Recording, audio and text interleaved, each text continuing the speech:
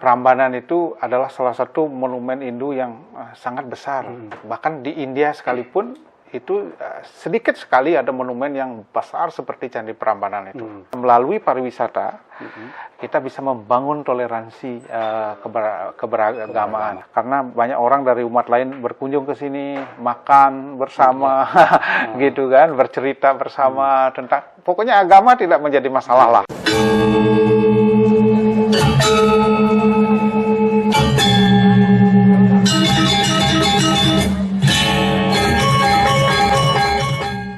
Pemirsa, hari ini saya bersama Dr. Igede Sutaryo SST MAG, Kaprodi Ilmu Komunikasi Hindu, Universitas Hindu Negeri I Gusti Bagus Sugiro Denpasar. Om Swastiastu, Pak Ode. Om Swastiastu. Beliau dulu teman seperjuangan saya, sama-sama di media. Tapi di tengah jalan kita berpisah, menentukan jalan masing-masing. Benar ya Pak Dea? Ya. Beliau sudah wartawan senior dulu. Kemudian saya melanjutkan tetap berprofesi sebagai wartawan. Sekarang beliau jadi dosen. Nah, hari ini kita ingin berbincang-bincang dengan beliau. Ini ada gagasan yang sangat bagus sekali dari pemerintah. Bahwasanya Candi Prambanan wacananya akan dijadikan pusat Hindu dunia. Benar Pak Dea? Ya, betul. Nah, sekarang seperti apa idealnya? Nah, kita tanya, karena beliau juga pakar komunikasinya, kita tanya seperti apa ide-ide yang nanti kita bisa, mungkin ini menjadi rujukan bagi pemerintah sebagai masukan aja gitu terhadap konsep itu. Gimana Pak Gede? Ya, baik, terima kasih ya.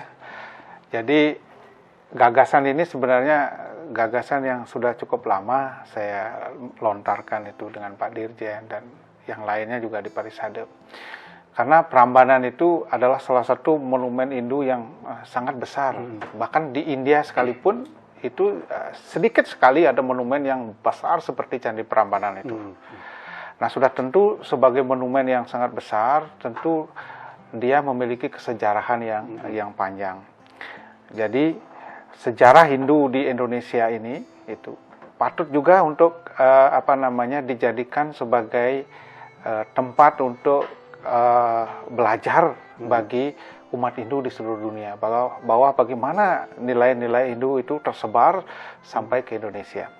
Nah, kemudian itu satu sisi sebagai monumen. Nah, sebagai monumen untuk bisa menjadi tempat tirta yatra gitu, bahasa Balinya kan, bahasa orang Hindu mengatakan itu tirta yatra. Tetapi kalau di keilmuan itu disebut pilgrim kan itu ya. Untuk bisa menjadi pilgrim atau tempat untuk bertirta yatra itu, tentu monumen itu harus menjadi sebuah monumen yang hidup gitu. Kalau dia monumen itu mati, dia itu hanya akan jadi tempat belajar sejarah saja, tempat belajar kebudayaan saja. Tapi bagaimana menjadi tempat tirta yatra, dia itu harus menjadi monumen yang hidup. Nah, bagaimana dia bisa menjadi sebuah monumen yang hidup? Pertama kesejarahannya dia harus kuat. Nah, ini penelitian tentang kesejarahan Prambanan ini harus dilakukan dengan baik untuk menyiapkan dia menjadi tempat tirta yatra itu. Kisah perjalanan Maharshi dulu, Resi Agastya dan juga Resi Markandeya juga, perjalanan itu juga harus kita ungkap nantinya. Bagaimana beliau datang ke Pulau Jawa, kemudian sampai di Jawa Tengah, di Dieng, kemudian dia membangun sebuah candi di sana, kemudian menamai sebuah sungai, sungainya itu dinamai Sungai Serayu, sama seperti nama sungai di Ayodhya di India. Kemudian beliau merestui pembangunan Prambanan ini. Kemudian Resi Agastya sampai di Jawa Timur, kemudian beliau moksa di Jawa Timur. Di sana ada candi namanya Candi Badut. Beliau dipatungkan, tempat moksa beliau itu dipatungkan di Candi Badut namanya di Jawa Timur. Nah, ini kisah perjalanan Resi Agastya ini menarik sekali untuk dilintasi oleh umat Hindu. Beginilah orang suci di zaman dulu menyebarkan dharma. Nah, kemudian berikutnya kisah Resi Markandeya kan. Resi Markandeya itu berangkat dari Aceh, kemudian ke Sriwijaya, kemudian ke Jawa Barat, kemudian beliau ke Jawa Timur, nah kemudian ke Bali. Nah, moksa dia di Besakih kan, dia moksa di Besakih. Nah, tempat-tempat suci ini, ya salah satunya Prambanan ini direstui oleh Resi Agastya di masa lalu untuk menjadi salah satu monumen Hindu yang sangat besar. Sudah tentu Resi Agastya memiliki sebuah harapan bahwa kedepannya ini candi ini haruslah menjadi tempat persinggahan dari tempat tirtayatra bagi umat Hindu di seluruh dunia. Di sana pasti ada pertirtan, kan? Tempat air suci di sana. Nah, di tempat orang untuk melakukan penyucian diri. Nah, itu kan sejarah. Nah, kemudian yang kedua, setelah sejarahnya kuat, maka harus ada menghidupkan lagi mitos-mitos tentang candi itu yang hidup di tengah masyarakat. Nah, candi itu dulu ada mitos-mitosnya. Dia itu dijadikan tempat bersemedi oleh orang-orang Jawa, orang-orang Hindu Jawa di sana itu. Nah, ini harus dihidupkan lagi mitos-mitosnya. Nah, kemudian yang berikutnya adalah pemaknaan masyarakat. Jadi masyarakat lokal di sekitarnya itu harus bisa memberikan makna terhadap candi itu. Makna itu muncul dari mana? Dari keaktifan masyarakat lokal melakukan ritual di sana. Ya. Jadi ritual keagamaan dari masyarakat lokal, terutama umat Hindu itu harus diberikan aktif di sana melakukannya. Mungkin saja di candi itu karena nanti banyak pengunjung, mungkin saja umat Hindu akan terganggu melakukan ritual di sana, maka digeser sedikit di dekat candi itu, ya harus ada sebuah pura. Ya. Nanti Pinandito atau juru mangkunya tiap hari nanti mendak tirta di candi utama di Prambanan, kemudian tirtanya itu dilingihkan di pura di dekat itu, supaya nanti tidak terganggu di sini kan. Kalau di sini kan banyak kunjungan anak-anak sekolah dan lain sebagainya, nanti banyak berkunjung ke Prambanan. Nah, supaya umat Hindu tidak terganggu, nanti tirtanya itu dilingihkan di pura di dekat candi itu. Nanti kalau umat Hindu mau mohon tirta agar dilakukan di dekat pura itu. Nah, itu hasil daripada saya ketika saya berkunjung ke Kamboja di Angkor Wat, begitu juga. Angkor Wat itu mau dijadikan monumen yang live juga, bisa dijadikan tempatnya tirtayatra umat Buddha. Di sana di dekat candi itu dibuatkan dia wihara dia. Nah, nanti di sana patirtannya itu dilakukan, ritualnya itu dilakukan.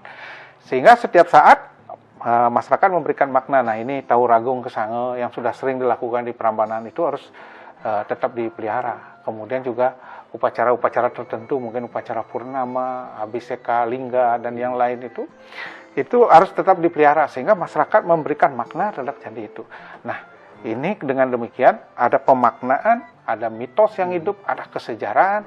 Ini akan membuat Prambanan itu menjadi monumen yang hidup, live gitu. Yang bisa dikunjungi oleh umat Hindu. Umat Hindu dapat pelajaran di sana. Sejarahnya gimana, kemudian dia belajar tentang mitos-mitosnya, mitologi, relip-relip di sana.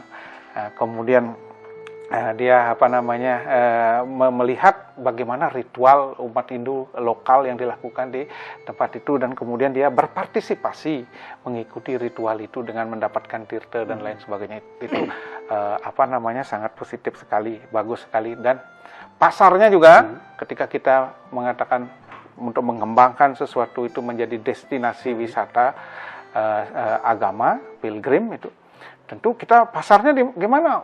Umat Hindu di seluruh dunia itu 1,3 miliar. Di India itu miliaran. Di luar sana juga banyak di Malaysia, di Thailand, di Singapura dan tempat-tempat banyak sekali umat Hindu.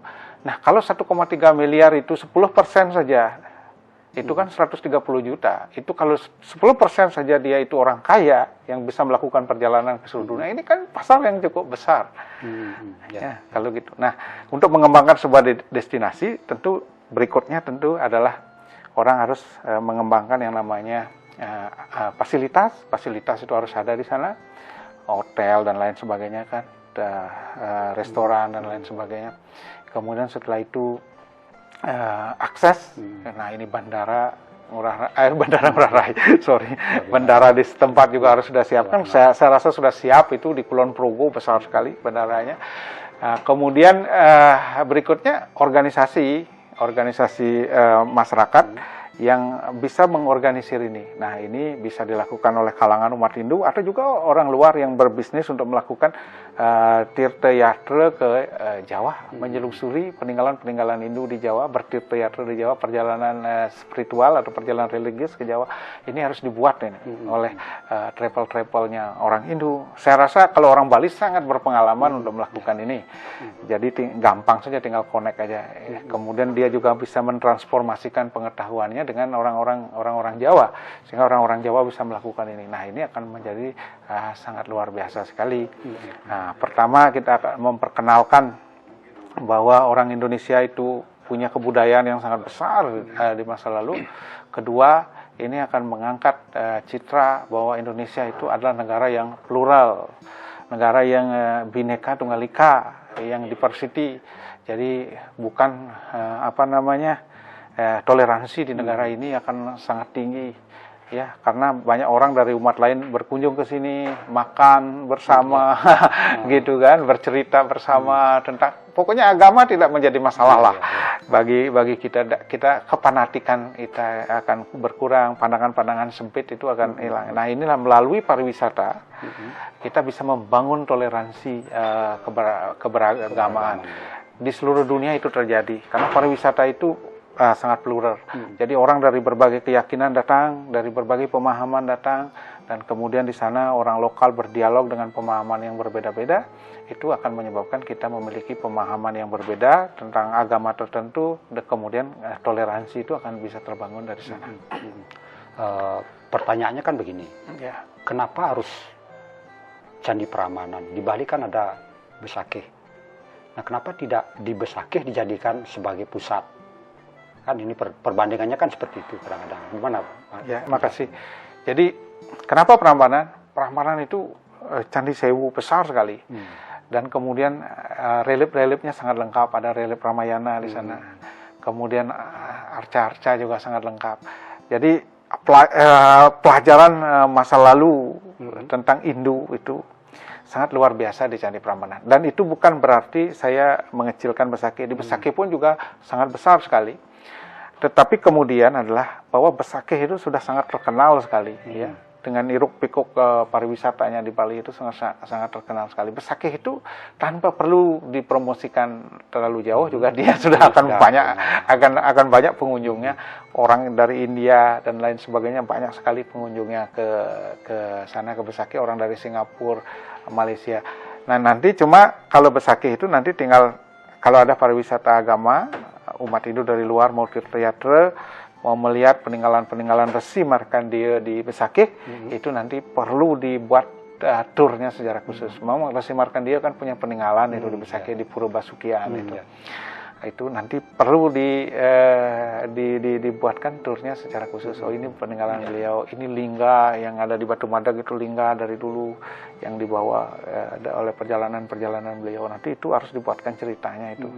Nah, kita dari dulu di Besakih itu tidak menggarap khusus tentang hal itu. Kalau sekarang mau digarap itu sangat bagus sekali, ya. Tinggal kita mempromosikan pariwisata agama di Besakih. Dan kemudian kita juga ingin membuat dunia tahu bahwa Hindu itu tersebar di seluruh Indonesia, tidak hanya di Bali. Bahwa Hindu itu ada di Sumatera, Hindu itu ada di Jawa, Hindu itu ada di Bali, Hindu itu ada di Kalimantan. Dan semua peninggalan-peninggalan Hindu itu yang di masa lalu itu perlahan-lahan kita harus bangkitkan lagi, dan kita akan mengundang umat Hindu di seluruh dunia untuk melakukan tirta yatra ke sini, berpilgrim ke sini, mengikuti jejak-jejak para orang-orang suci di masa lalu yang membawa dharma ke tanah air ini. Zaman Sriwijaya ya. Zaman Sriwijaya, zamannya Jawa Tengah, Mataram kuno kan. Kemudian zamannya Jawa Timur, kemudian zaman Kutai juga yang lebih dulu di Kalimantan.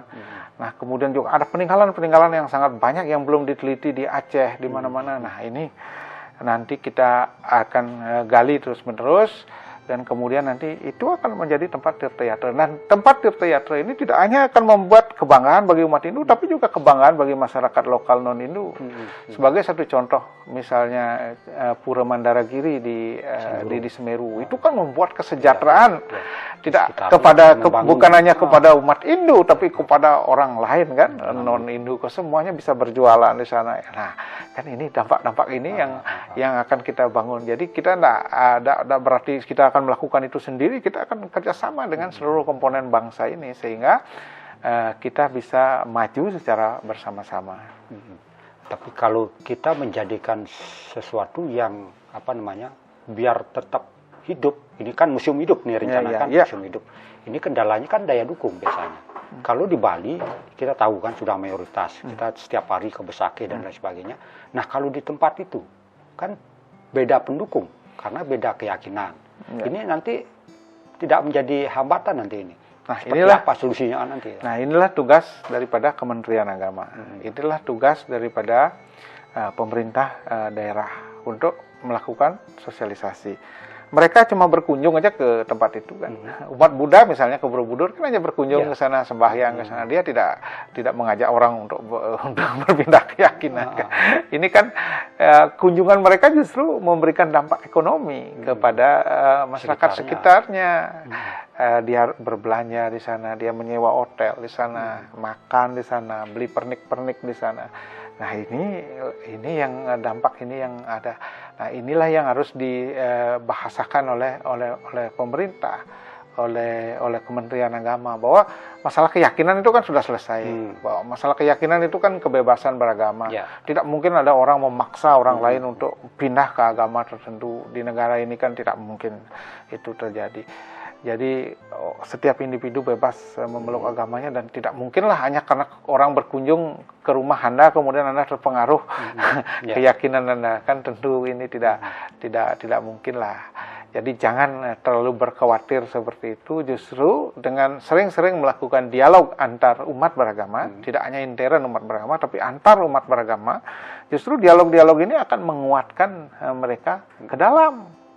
Oh ternyata kita bisa memahami agama kita dari berdialog dengan agama-agama lain dan kemudian berdialog dengan antar umat beragama itu adalah sebuah keharusan sekarang ini karena masyarakat sekarang plural. Anda mau bekerja di Singapura itu sangat plural sekali, sangat beraneka ragam sekali. Anda mau tinggal di Malaysia, di semua tempat di seluruh dunia ini itu kita harus mengakui keanekaragaman itu karena keanekaragaman itu sesuatu yang terjadi.